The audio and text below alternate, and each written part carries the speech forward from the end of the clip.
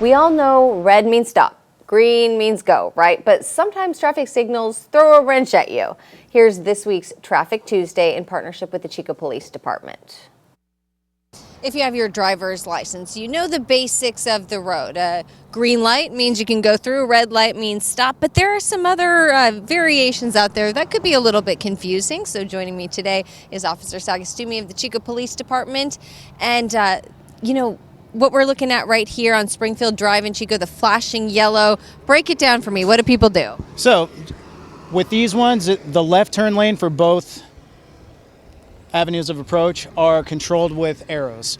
So the way it works, green arrow obviously means you can have a controlled left turn where you have the right of way and other traffic will yield to you. Red arrow, as it currently is right now, means you can't.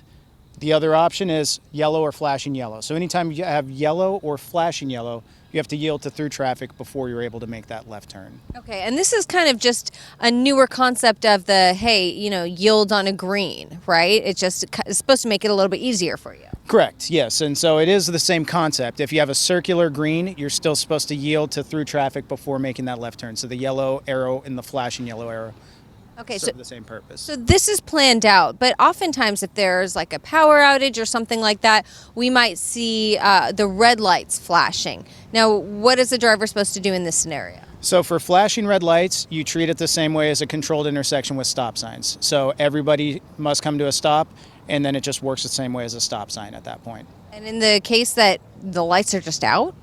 Lights are out, same thing. So same as flashing red lights or same as a stop sign. You treat it the same way. Come to a complete stop and yield to traffic that approach the intersection before you. Okay, while we're talking about traffic lights here, sometimes you never mean to run that red light, but you're just making that split decision and, hey, it just turned yellow and you're not quite at the line, but you don't want to slam on your brakes.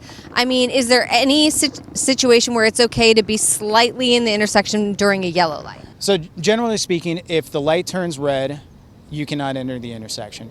Sometimes there's that split-second decision, so that is something we look at if we are able to observe the violation. Okay. So for the most part, just know your colors, follow the rules of the road, and you should be all good. In Chico, Hayley Watts, Action News Now. Know your colors, right? Okay, you don't want to run a red light, but keep in mind that you should also not stop suddenly if you're too close to the intersection because, of course, this can cause you to rear end somebody. So yeah, especially when you're going, say, here in the Chico area, you're going on Highway 99, which is freeway until all of a sudden there's a traffic light, and you're going 65 miles an hour.